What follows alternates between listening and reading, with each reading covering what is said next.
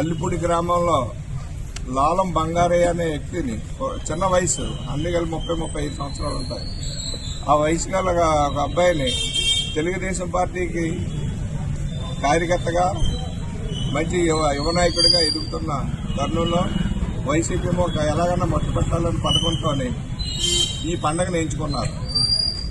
గతంలో మన రాయలసీమలోని election ZPTC election అయిన కడపలో రాయలసీమలో ఎంతో ప్రశాంతంగా ఎంతో ఇదిగా అక్కడ ఉన్న జగన్ అన్న ఏరియాలో కూడా ఎంతో ప్రశాంతంగా ఎలక్షన్ చేయడం జరిగింది. కానీ మన తుని నియోజకవర్గం చూస్తుంటే అటు అధికారం ఉన్నప్పుడు ఆంధ్రజ్యోతి విలేకరు ఖాతా సత్యనారాయణ చెప్పారు. అదేవిధంగా నిన్నగాక మొన్న రాపకాలోని లీడర్స్ ని కత్తులతో దాడి చేసి ఆ ఊర్లోనే కొట్టడం కాకుండా హాస్పిటల్ గవర్నమెంట్ తుని ప్రభుత్వ హాస్పిటల్కి వచ్చి హాస్పిటల్ మీద దౌర్జన్యం చేసి డాక్టర్లని వాళ్ళని అందరినీ భయభ్రాంతం చేసి పోలీసులు వచ్చి మోకం తగిలితేని కానీ ఎవరు లేదు. ఆ రోజు కూడా చెప్పాం, ఇది తుని కాన్స్టిట్యున్సీ ఎంతో ప్రశాంతమైన పరిపాలన యనమల రామకృష్ణ గారు, యనమల దివ్య గారి ఆధ్వర్యంలో ఎంతో ప్రశాంతంగా నడుస్తున్న ఈ గవర్నమెంట్ లో, కూటమి గవర్నమెంట్ లో ఈ అరాచకాలు సృష్టిస్తున్నారు. ఇది మంచి పద్ధతి కాదు, ఇక్కడి నుంచి అయినా మానుకోండి, మేము కొల్లేరు చేస్తే మీరు ఏమవుతారు అన్నది కూడా ఆ రోజు మేము చెప్పాం. మా నాయకులు కూడా చెప్పారు, యువత ఏదో ఆవేశంలో చేశారని వాళ్ళ భవిష్యత్తు పోకూడదు, వాళ్ళని భవిష్యత్తు మనం నాశనం చేసిన వాళ్ళు అవుతాం, సమన్వయంతో ముందుకెళ్ళండి అని ఆ రోజు యనమల రామకృష్ణ గారు, మా ఎమ్మెల్యే యనమల దివ్య గారు చెప్పడం జరిగింది. ఆ రోజు మేము నాయకులు చెప్పిన దాన్ని బట్టి మేము ఎంతో, ఏ కుటుంబాన్ని ఒకటే దెబ్బలు తగిలి వీళ్ళెంత బాధపడతారో ఇదే దెబ్బలు వాళ్ళకి వెళ్తే వాళ్ళు ఎంత బాధపడతారన్న ఉద్దేశంతో మేము సమన్వయం పాటించి ప్రశాంతమైన వాతావరణం నెలకొల్పాలి. గవర్నమెంట్ మాది, అధికారం మాది, పరిపాలించేది మేము కాబట్టి ప్రశాంత వాతావరణంలో ప్రజలు తీసుకెళ్లాలన్న ఉద్దేశంతో ఆ రోజు మేము నాయకులు చెప్పింది అక్కడ అధికారులను సమన్వయం చేసుకుని అక్కడ ఉన్న కార్యకర్తల కుటుంబాలను కూడా ఎంతో సమన్వయంతో వాళ్ళందరినీ నచ్చజెప్పి ప్రశాంత వాతావరణం తీసుకొచ్చాం. ఆ తీసుకొచ్చినందుకు బదులా ఈ రోజు మీరు మా కార్యకర్తని పక్కన పెట్టుకోవడం, ఒక కుటుంబాన్ని ఒక నిర్దాక్ష్యంగా చిదిమేసిన మీరు రాక్షస రావణుల కింద మిమ్మల్ని పరిగణించాలి. ఎందుకంటే ఈ ప్రాక్టీస్ రాయలసీమలో ఉండేది, తుల్లో ఈ సంస్కృతి ఎప్పుడూ లేదు. వైసీపీ గవర్నమెంట్ వచ్చిన తర్వాత వైసీపీ గవర్నమెంట్ ఫ్యాక్షనిస్ట్ మొదలెట్టి జగన్మోహన్ రెడ్డి దాన్ని వదులుకున్నాడు. ఏయో మీడియాలో ఏయంగా మాట్లాడడం ఈ తప్ప అతని ఫ్యాక్షనిస్ట్ అన్నది అతనే వెనక్కి వెళ్ళిపోయాడు. అలాగే తుని సంస్కృతి ముఖ్యంగా రాజకీయాలు పక్కన పెట్టండి, మన ప్రజలు ఏమైపోతారో, తుని నియోజకవర్గం ఏమైపోతుందో అని ప్రజలందరూ కూడా అన్ని పార్టీల నాయకులు కూడా ఆలోచించాలి, ఇన్క్లూడ్ వైసీపీ నాయకులు కూడా ఆలోచించాలి. ఎందుకంటే రేపు పొద్దున్న ఇలాంటి కేసులు పెట్టి ఏం చెప్తే వైసీపీ లీడర్లు ఎవరో నిలబడరు, వాళ్ళని కేసులు ఉంటే వాళ్ళు జైల్లో ఉంటారు, వాళ్ళ కుటుంబాలకు అన్యాయం జరిగినట్టే కదా.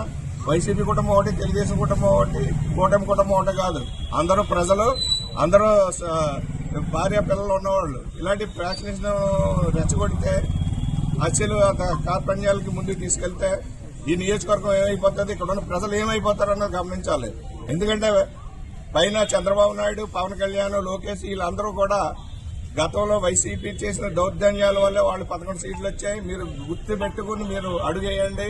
ప్రతి దానికి మమ్మల్ని సమన్వయంతో ముందుకెళ్ళమంటున్నారు తప్ప ఫ్యాక్షనిస్టుగా కానీ అవతల దెబ్బ కొడితే 2 దెబ్బలు కొట్టమని కానీ ఎప్పుడు చెప్పలేదు.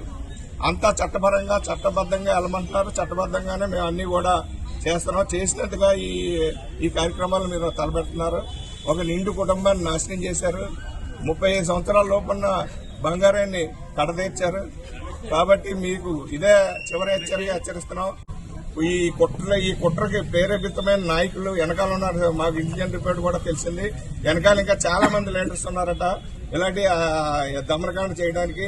వాళ్ళందరినీ కూడా ఛేదించి లోపల వేస్తాం, వాళ్ళ మీద ఉన్న కేసులన్నీ బయటికి తీసి వాళ్ళు ఏ విధంగా వెళ్ళినారో చట్టపరంగా లోపలికి ఎత్తి పెట్టేస్తామని రాబోయే రోజుల్లో వీళ్ళకి ఇంకా చుక్కలు చూపిస్తాం. ఎందుకంటే మేము ఏది చెప్పాం, చేసి చూపిస్తాం. ఏంటంటే చట్టపరంగా చేస్తాం తప్ప మీకులాగా ఉడికిపోతానంగా ఒక ప్రశాంతమైన వాతావరణంలో మన తుని నియోజకవర్గం ప్రజలందరూ సంక్రాంతి సంబరాలు, సంక్రాంతి పండుగ చేసుకుని వచ్చిన చుట్టాలతో, అల్లులతో, కూతులతో ఎంతో ప్రశాంతంగా ఉన్న ఈ తుని నియోజకవర్గంలో ఇంత హింసను సృష్టిస్తారని కల్లో కూడా అనుకోలేదు. కానీ మీకు పుట్టుకతో వచ్చిన బుద్ధి మారదు.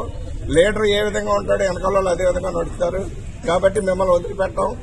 రాబోయే రోజుల్లో మీకు ఇంకా పనిష్మెంట్ ఉంటుంది. వీళ్ళ కుటుంబానికి తెలుగుదేశం పార్టీ, యనమల ఫౌండేషన్ నుంచి, అదేవిధంగా పవన్ కళ్యాణ్ గారు, లోకేష్ గారు, చంద్రబాబు నాయుడు గారు కూడా యనమల రామకృష్ణ గారితో మాట్లాడడం జరిగింది. ఎమ్మెల్యే గారితో, మన దివ్య మేడం గారితో మాట్లాడడం కూడా జరిగింది.